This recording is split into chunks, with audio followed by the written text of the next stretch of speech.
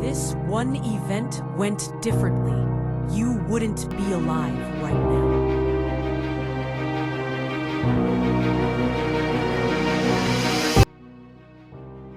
October 1962, a month when the world stopped breathing.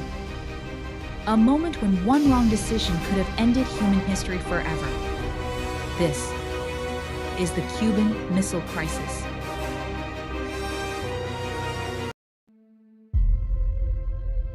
It began with a single photograph. A U.S. spy plane flying over Cuba captured something terrifying. Nuclear missiles pointed straight at America, warheads capable of reaching Washington in just 7 minutes. President John F. Kennedy was told, "Sir, the Soviets have placed nuclear weapons in Cuba." In that moment, the countdown to potential world destruction had begun. For 13 days, the world stood on the edge of a knife. American forces raised their alert level to DEFCON 2, the closest the U.S. has ever come to full nuclear war. Soviet ships moved toward Cuba. American warships surrounded the island. Nuclear bombers circled the skies, ready to strike at any moment.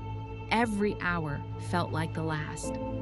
Behind closed doors, Kennedy and his advisors argued, should they attack?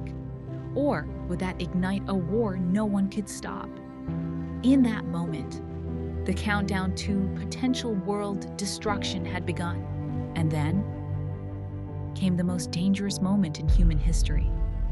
A Soviet submarine, deep under the Atlantic, cut off from all communication, believed war might have already begun.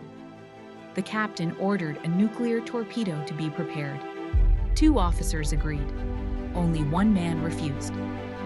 Vasili Arkhipov, a single voice in the pitch-black heat of a submarine, stopped a nuclear strike that would have triggered World War III. One man prevented humanity from destroying itself. With the world moments from fire, Kennedy and Khrushchev made a secret deal. The Soviets would remove their missiles from Cuba.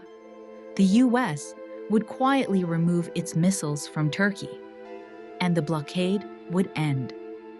On October 28, 1962, the world exhaled.